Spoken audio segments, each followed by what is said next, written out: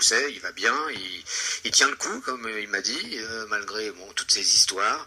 Et là encore, on va encore pousser le même coup de gueule que l'on a poussé il n'y a pas très longtemps, mais quand je vois maintenant le comportement de certaines personnes qui étaient, soi-disant, des amis de Jean-Luc Lahaye, qui étaient toutes contentes quand Jean-Luc venait, comme on dit aussi, leur servir la soupe, soit pour leur club de foot, soit pour autre chose, et qui maintenant, ah oui, non, mais bon, voilà, c'est un peu embêtant. Non, écoutez, l'histoire, vous la connaissez, on ne va pas vous la raconter.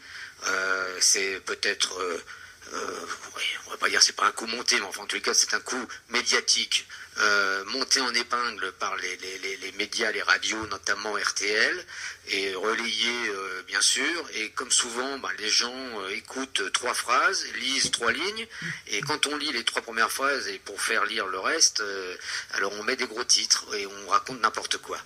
Donc le jugement, puisque cette affaire va être jugée au mois de mai, certainement d'ailleurs qu'il n'y aura rien du tout de spectaculaire, mais bien sûr le mal est fait, comme on dit. Vous savez, après, dans l'idée des gens, l'opinion, voilà, ceux qui ne voient pas plus loin que le bout de leur nez, eh bien, portent un jugement, et forcément, bon, voilà, ça restera de toute façon une tâche, même si ceux qui le connaissent, comme nous tous, et vous les fans de Jean-Luc, qui le suivaient partout, qui l'avaient suivi l'autre fois, je crois, en discothèque, et vous m'avez dit sur Facebook, ça lui avait fait beaucoup de bien de faire ce gala. Et il y en a d'autres à venir, parce que bon, il y a encore des gens normaux qui ne croient pas tout ce qu'on raconte et qui de toute façon connaissent Jean-Luc et qui savent très bien que toutes ces accusations sont totalement ridicules et voilà, infondées. Puisque bon, jusqu'à ce jour, on n'a pas la preuve de quoi que ce soit concernant des choses sordides comme on a pu les lire ou les entendre.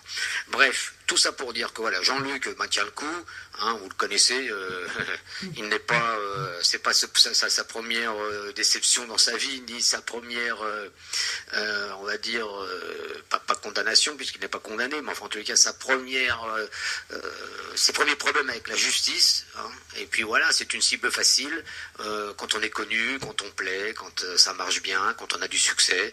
Je sais plus qui a dit ça l'autre fois, je crois que c'est Laurent Blanc qui a dit, de toute façon en France, la France n'aime pas les gens quand ça marche.